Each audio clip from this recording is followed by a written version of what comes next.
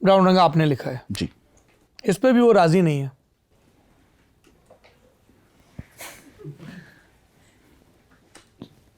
गालिब भी लिख देंगे, मीर भी लिख देंगे, रांझा भी लिख देंगे, हीर भी लिख देंगे, शुरू भी लिख देंगे, आखिर भी लिख देंगे, लिखने पे आए तो तेरी तकदीर भी लिख देंगे।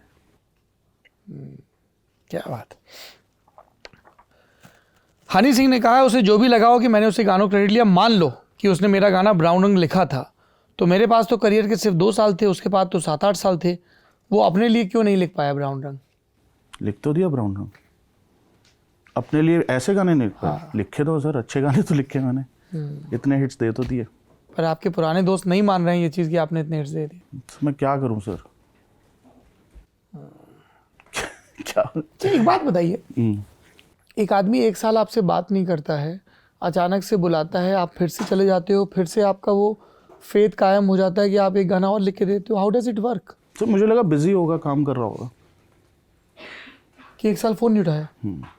कुछ था, मतलब आपने पूछा नहीं, लड़े नहीं? दुख तो नहीं सर, नहीं लड़ा। तो आपने ब्राउन रंग लिखा, फिर और भी बहुत गाने लिखे, बहुत गाने लिखे, बस कुछ नहीं। फिर एल्बम रिलीज़ हो गई, फिर मतलब मुझे कहा कि मेरे जो गेटअप जवानी गाना है उससे एल्बम लॉन्च करेंगे, क्योंकि वो बड़ा वीडियो, वो सबसे पहले वो वीडियो बना था और काफ़ी बड़ा वीडियो था। और फिर नहीं हुआ, डोप शोप से रिलीज़ हुआ, मेरा गाना सबसे एंड में आया।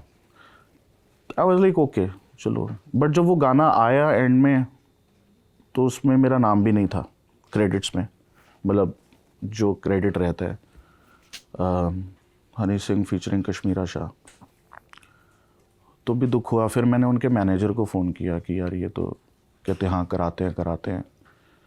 फिर ये शोज़ वोज़ करने लग गए, और तब तक रफ्तार भी अलग हो चुका था और मुझे दिख नहीं रहा था कि मेरा कुछ होने वाला है। रफ्तार क्यों अलग हुए थे? यही चक्कर था सर, कुछ हो नहीं रहा था, किसी का कुछ नहीं हो रहा था। आप देखो जो उनके साथ रहे किसी का हुआ कहाँ है कुछ, गोलू का भी कुछ नहीं हुआ, रफ्तार का भी कुछ नहीं हुआ, इक्का भी अलग हो गया, अल्फाज पाजी भी उनके साथ है, उनके भी 1-2 ही गाने आए, पता नहीं मतलब क्या है। बट हमें तो ये था कि कुछ हो नहीं रहा है, खुद ही कुछ करना पड़ेगा। क्योंकि हम लोगों को ये इंप्रेशन रहता था कि यार ये क्या कमाल का गैंग है, जैसे वो जे स्टार का जो गाना था, तो उसमें आप सब लोग दिख रहे हो, मतलब काफ़ी लोग दिख रहे हो आप में से। हाँ, वो पहली बार था जब आपने एक्टिंग की थी गेटअप जवानी के लिए, या उस गाने के लिए जे स्टार के, या उसके पहले कभी कैमरे को फेस किया था ऐसे एक्ट करते हुए कोई रोल? किया था सर, कैमरास फेस किए हुए, एक जो ऋषि सिंह के साथ जो गाने किए थे 1-2, उसमें कैमरा फेस किया। तो ये गाना रिलीज हुआ, हनी सिंह फीचरिंग कश्मीरा शाह। हाँ, फिर आई थिंक वो उनका, मतलब जब वो हिट हुई एल्बम तो उनको ये हुआ कि यार अब इट्स, उनका करियर बढ़ रहा है एंड सब कुछ सेकेंडरी हो गया, तो फिर शोज़ पे जाने लग गए। फिर शोज़ पे जब जाते थे तो मुझे लगा, आप भी जाते थे? एक शो पे गया था सर मैं, और उसके पेमेंट बाद हुई थी आपको? नहीं, उसके बाद मुझे लग गया कि यहाँ कुछ नहीं है, ये टाइम वेस्ट हुआ है, खुद ही कुछ करना पड़ेगा। फिर से अलग हो गए? फिर इस बार मैं अलग हो गया। फिर उनका मैसेज आया मुझे कि शो है, आ जाइए। मैंने कहा सर लास्ट मैसेज वो था। किस साल की बात है? 12 की बात। 12 साल से आप लोग मिले नहीं हैं? मिले? कब मिले आखिरी बार? एक दिवाली पार्टी थी दिल्ली में, एक हमारे भैया वो शोज़ कराते हैं, इवेंट मैनेजर हैं नितिन भैया, उनकी दिवाली पार्टी थी, वहाँ मिले थे। कब की बात है? 2-3 साल हो गए।